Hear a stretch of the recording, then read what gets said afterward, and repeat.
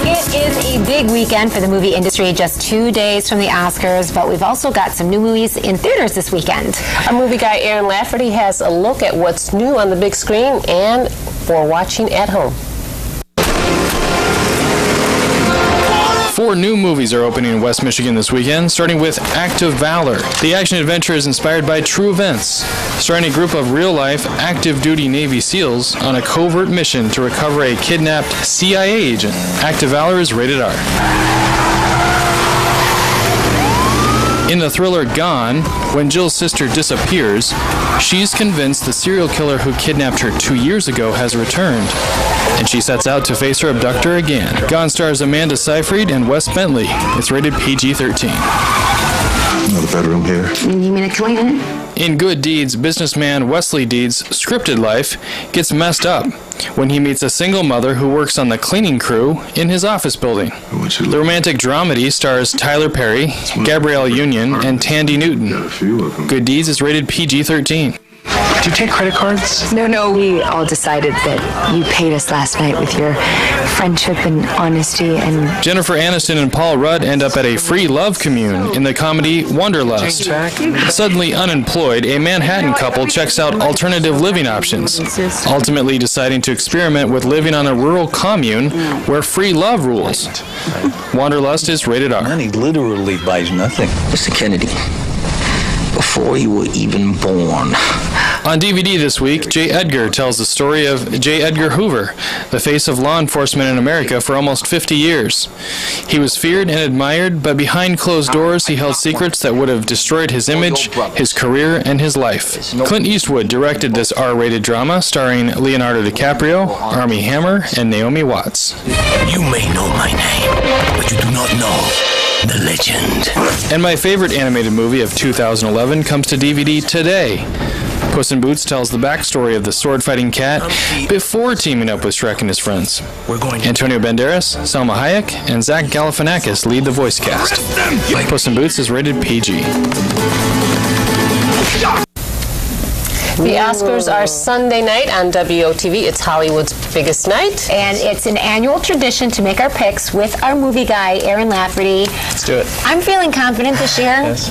Because you haven't seen the movies. I've not seen the movies, so I've done the second best thing. I've studied the movies. Studied. And what the critics are saying. Cliff notes. Yeah. And I think I'm going to do better.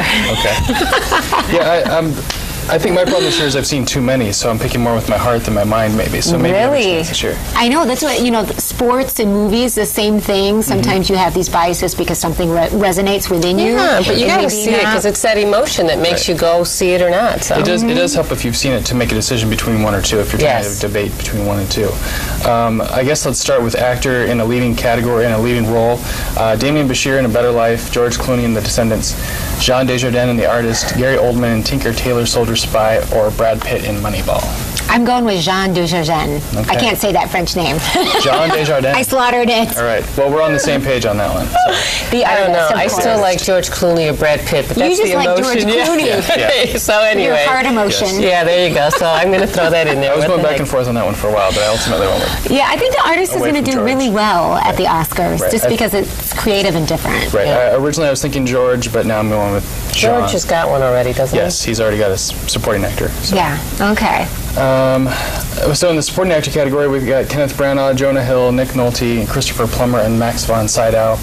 Christopher Plummer has won every other award leading up to this point. That's my pick. I agree. Me too. And this is sometimes hard, the supporting actor or actress, because it's not that huge role in a film. You know what, though? I did see that film, and he did, I think he did a really excellent job. Christopher Plummer, he's just a class act. I loved him in Inglourious Basterds. It was a great movie, really cool. I think he's a great actor, and he deserves to take it home and well. If you're filling out a bracket, or if you've got an Oscar pool, or you're going to watch a party, that's the one lock for the category this year is Christopher Plummer and supporting so it would actor. be an upset if he didn't get it. It would be a shock if somebody else won. All right, next category. Actress in a leading role, we've got Glenn Close and Albert Nobbs, Viola Davis in The Help, Rooney Mara in The Girl with Dragon Tattoo, Meryl Streep, Iron Lady, Michelle Williams in My Week with Marilyn. That's a tough one. Viola Davis in The Help.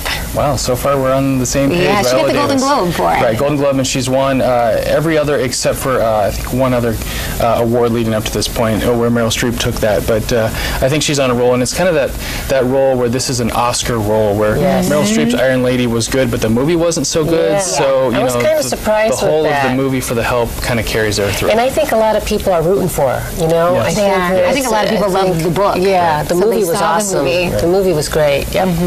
In a supporting role, you got Berenice Bejo from The Artist, Jessica Chastain in The Help, Melissa McCarthy in Bridesmaids, Jenna McTiernan and Albert Nobbs, and Octavia Spencer in The Help. Octavia Spencer in The Help. I don't know. We need a tiebreaker, Rachel. Melissa McCarthy might do some too. She was hilarious.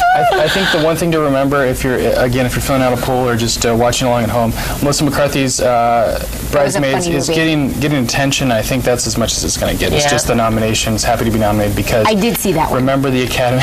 The Academy is an older group. Yes. So Bridesmaids might not have worked well with all the Academies. Yeah, it's a funny movie, and I know sometimes those dramas tend to be the big takeaway winners. Right. So the few nominations it's got is the Bridesmaids recognition this year.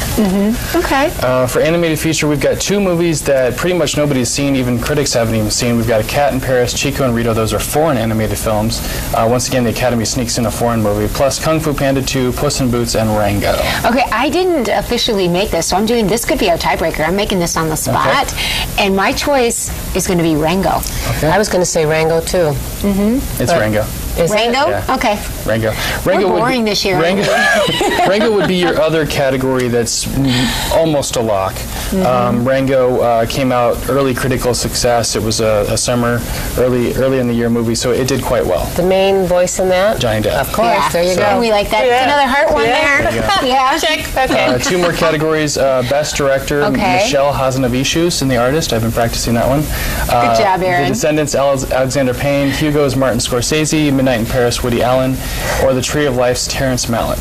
I'd say the guy, can you say the last name again? Hazanavicius? Yes, just because you practice it in The Artist. I think he's going to win. Yes, same thing. Same thing. You know, I'm not sure about I think they're going to give the director to somebody who doesn't have a lot of awards in the other categories. That's how I always think it goes. Sometimes it's maybe like Scorsese. Right, we might see a split this year. I think the director's like, well, they got a bunch of awards over here, so we'll give them the director. I don't know. That's just we might see a split. Trying to be different. Yeah. Last few years, we haven't seen a split between Best Director and Best Picture. It usually goes the same two are the winner. So I think if we do see Michelle Hazanavicius win Best Director, that doesn't necessarily mean The Artist is going to win Best Picture. See, I think it might.